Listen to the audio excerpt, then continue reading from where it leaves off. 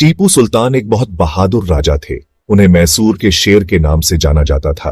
उन्होंने अंग्रेजों के खिलाफ बहादुरी से लड़ाई लड़ी।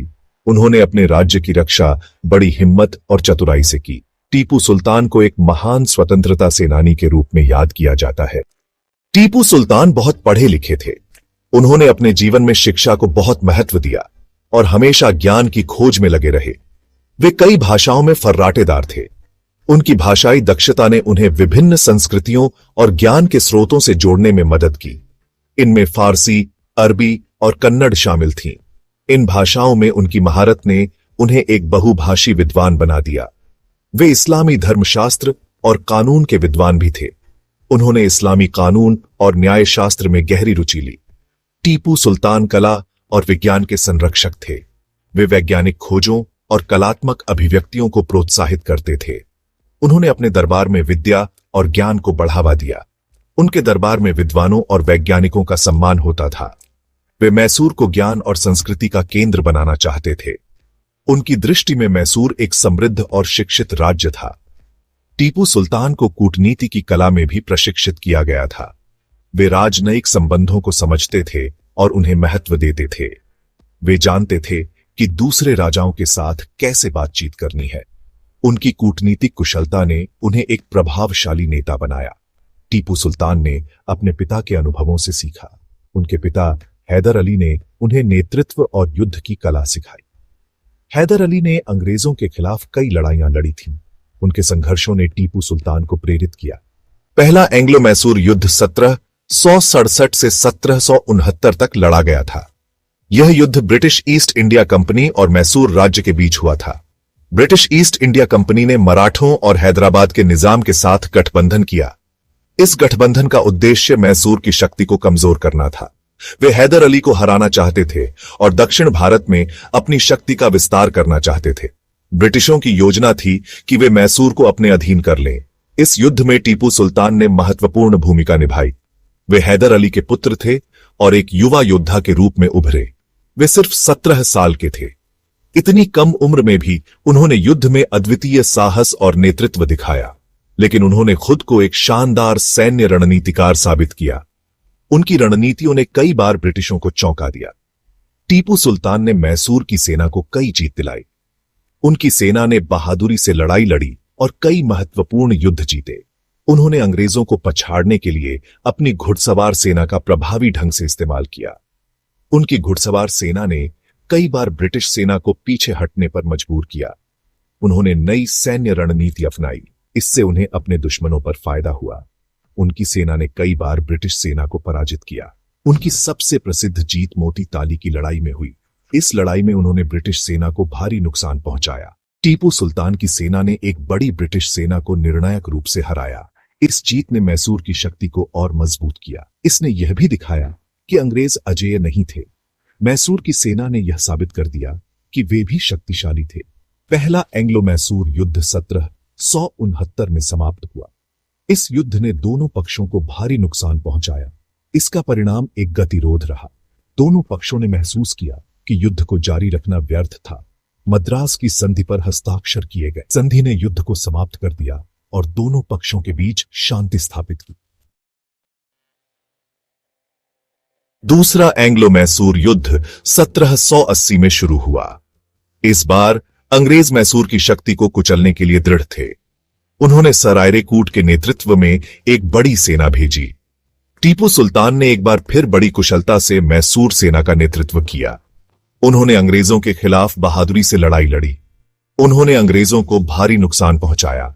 इस युद्ध की सबसे महत्वपूर्ण लड़ाइयों में से एक 1780 में पॉलीलुर की लड़ाई थी। टीपू सुल्तान की सेना ने ब्रिटिश सेना को बुरी तरह हराया। उन्होंने बड़ी संख्या में ब्रिटिश सैनिकों को पकड़ लिया। यह अंग्रेजों के लिए अपमानजनक हार थी। इसने एक दुर्जय प्रतिद्वंद्वी के रूप में टीपू सुल्तान की प्रतिष्ठा को और बढ़ाया। दूसरा एंग्लो मैसूर युद्ध 4 साल तक चला। यह 1784 में मंगलौर की संधि के साथ समाप्त हुआ। संधि की शर्तों के तहत दोनों पक्ष अपनी युद्ध पूर्व सीमाओं पर लौटने के लिए सहमत हुए।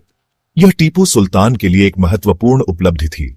उन्होंने अपने राज्य का एक बहुत बड़े और बेहतर हथियारों से लैस दुश्मन के खिलाफ सफलतापूर्वक बचाव किया था। भाग 5। तीसरा, एंग्लो मैसूर युद्ध और श्रीरंगपट्टनम की संधि। तीसरा, एंग्लो मैसूर युद्ध 1790 में शुरू हुआ। यह मालाबार तट के नियंत्रण को लेकर टीपू सुल्तान और ब्रिटिश ईस्ट इंडिया कंपनी के बीच विवाद के कारण हुआ था। अंग्रेजों ने मराठों और हैदराबाद के निजाम के साथ गठबंधन किया। उन्होंने मैसूर पर 3 तरफा हमला किया। टीपू सुल्तान ने इस दुर्जय गठबंधन के खिलाफ बहादुरी से लड़ाई लड़ी। वे जानते थे कि उनका सामना एक शक्तिशाली दुश्मन से है, लेकिन वे अपने राज्य की रक्षा के लिए दृढ़ थे। टीपू सुल्तान की सेना ने कड़ा प्रतिरोध किया, लेकिन अंततः वे संख्या और रणनीति में कम पड़ गए। 1792 में लॉर्ड कॉर्नवालिस के नेतृत्व में अंग्रेजों ने मैसूर की राजधानी श्रीरंगपट्टनम को घेर लिया। घेराबंदी कई हफ्तों तक चली। टीपू सुल्तान ने आत्मसमर्पण करने से इनकार कर दिया। उन्होंने बहादुरी से लड़ना जारी रखा। हालांकि हार का सामना करते हुए टीपू सुल्तान को बातचीत करने के लिए मजबूर होना पड़ा। भाग 6। अंतिम युद्ध।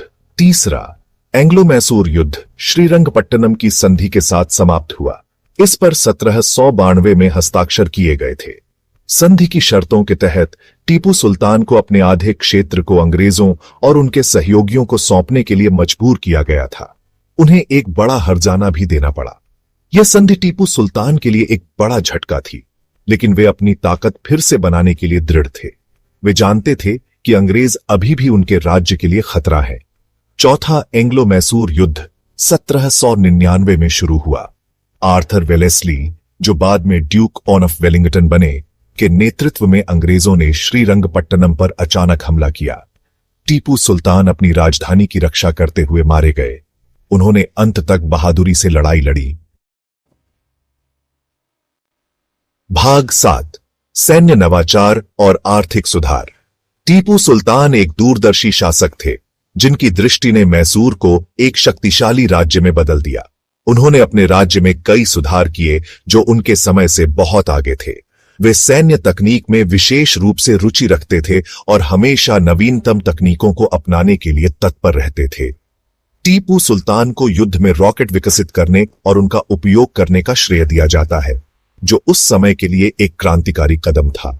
उन्होंने बड़े पैमाने पर रॉकेट निर्माण इकाइयां स्थापित की, जिससे उनकी सेना की ताकत में काफी वृद्धि हुई। उनके रॉकेट बेहद प्रभावी थे और अंग्रेजी सैनिकों में दहशत पैदा करते थे, जिससे युद्ध के मैदान में उनका दबदबा बना रहता था। टीपू सुल्तान ने अपनी सेना का भी आधुनिकीकरण किया, जिससे उनकी सेना और भी मजबूत हो गई। उन्होंने नए प्रशिक्षण विधियां शुरू की और अपने सैनिकों के संगठन में सुधार किया, जिससे उनकी सेना अधिक कुशल और प्रभावी हो गई। वे एक मजबूत और अनुशासित सेना के महत्व को समझते थे, जो किसी भी चुनौती का सामना कर सके। वे एक ऐसी सेना बनाना चाहते थे जो अंग्रेजों का मुकाबला कर सके और अपने राज्य की रक्षा कर सके। उनके सुधारों ने मैसूर सेना को भारत में सबसे दुर्जय सेनाओं में से एक बना दिया, जो किसी भी दुश्मन का सामना करने में सक्षम थी। टीपू सुल्तान एक चतुर प्रशासक भी थे, जिन्होंने अपने राज्य के प्रशासन में कई सुधार किए। उन्होंने व्यापार और वाणिज्य को बढ़ावा देने के लिए नीतियां लागू की, जिससे मैसूर की अर्थव्यवस्था को मजबूती मिली। उन्होंने रेशम और चंदन जैसी नई फसलों की खेती को प्रोत्साहित किया, जिससे किसानों की आय में वृद्धि हुई। उन्होंने कृषि उत्पादन को बढ़ावा देने के लिए सड़कें और सिंचाई नहरें बनवाईं, जिससे कृषि क्षेत्र में सुधार हुआ। टीपू सुल्तान के आर्थिक सुधारों से मैसूर में समृद्धि आई, जिससे राज्य की जनता का जीवन स्तर ऊंचा हुआ। भाग 8। विज्ञान और सहिष्णुता के संरक्षक। टीपू सुल्तान विज्ञान और प्रौद्योगिकी के संरक्षक थे। वे नए आविष्कारों से रोमांचित थे। उन्होंने एक आधुनिक शिपयार्ड स्थापित किया और जहाज निर्माण तकनीकों के विकास को प्रोत्साहित किया। टीपू सुल्तान ने तोपें और बंदूकें बनाने के लिए कारखाने भी स्थापित किए। वे चाहते थे कि मैसूर हथियार उत्पादन में आत्मनिर्भर हो। टीपू सुल्तान अपनी धार्मिक सहिष्णुता के लिए जाने जाते थे। वे सभी धर्मों का सम्मान करते थे और अपनी सरकार में हिंदुओं को उच्च पदों पर नियुक्त करते थे। टीपू सुल्तान ने हिंदू मंदिरों को अनुदान दिया। वे सभी धर्मों की एकता में विश्वास करते थे। भाग 9। टीपू सुल्तान की स्थायी विरासत। टीपू सुल्तान की 1799 में मृत्यु हो गई। उन्होंने साहस, दृढ़ संकल्प और नवाचार की विरासत छोड़ी। उन्हें एक महान देशभक्त के रूप में याद किया जाता है, जिन्होंने ब्रिटिश साम्राज्यवाद के खिलाफ बहादुरी से लड़ाई लड़ी। टीपू सुल्तान विदेशी शासन के खिलाफ प्रतिरोध का प्रतीक है और दुनिया भर के लोगों के लिए प्रेरणा है। उनकी कहानी हमें याद दिलाती है कि भारी बाधाओं का सामना करते हुए भी किसी को भी उम्मीद नहीं छोड़नी चाहिए।